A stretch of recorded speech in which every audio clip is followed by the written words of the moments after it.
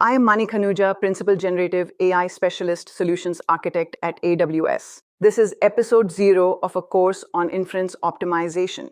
And instead of opening with a definition, I want to put you in the back of a taxi. Odd place to start a course about GPUs, right? Stay with me on that one.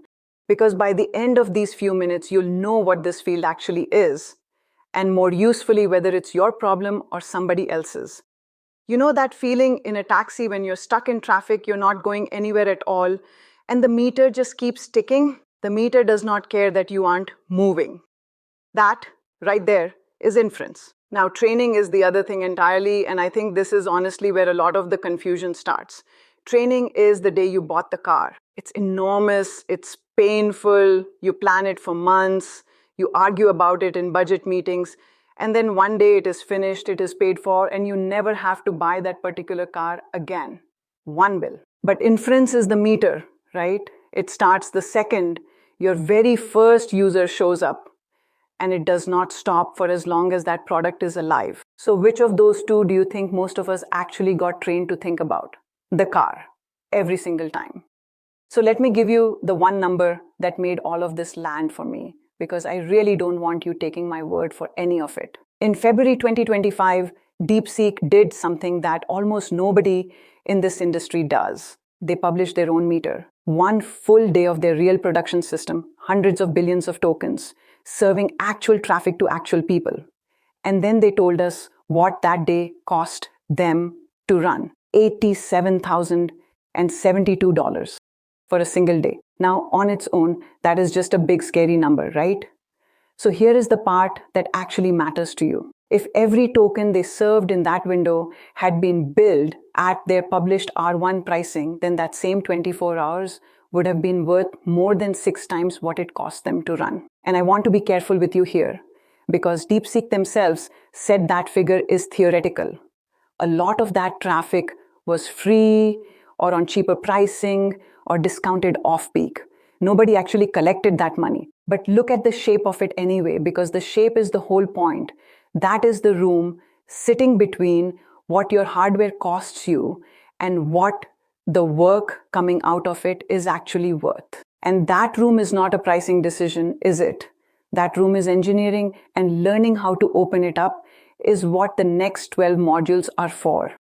So what are we actually buying with all that engineering? It comes down to 3 things.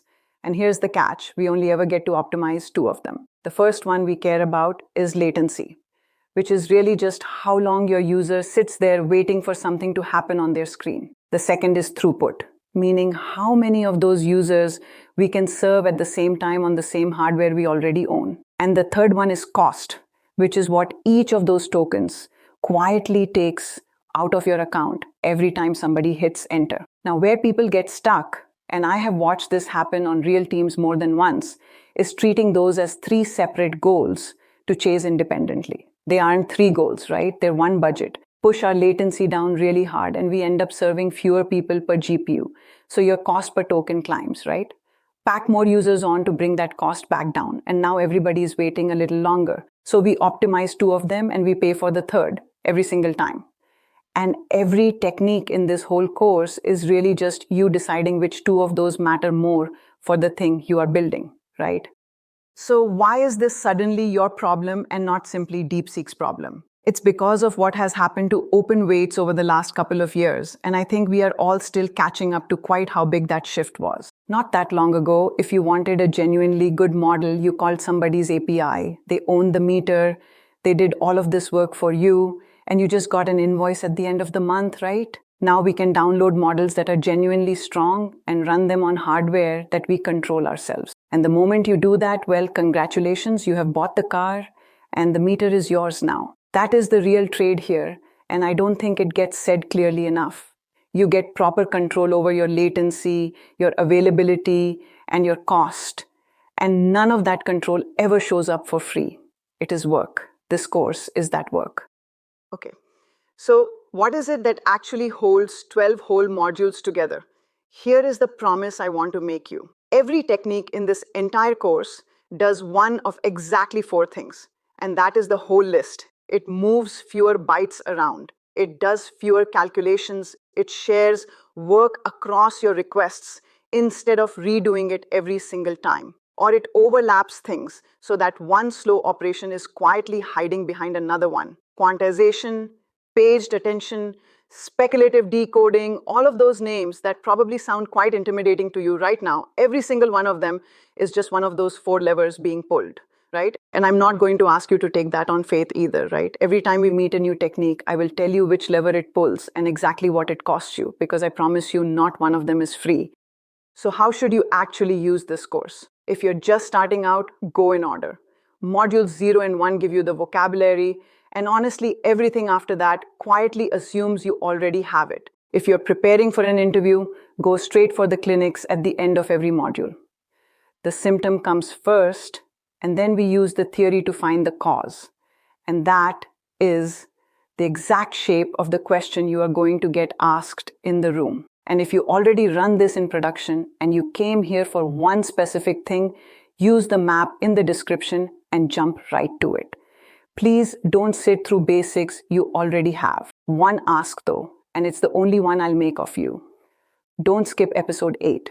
This whole course leans on a single number called arithmetic intensity, and episode 8 is where that number properly lands. Because here's the thing about that meter, right?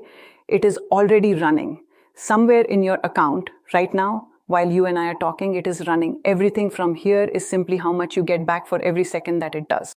The two sources behind everything I quoted today are linked below.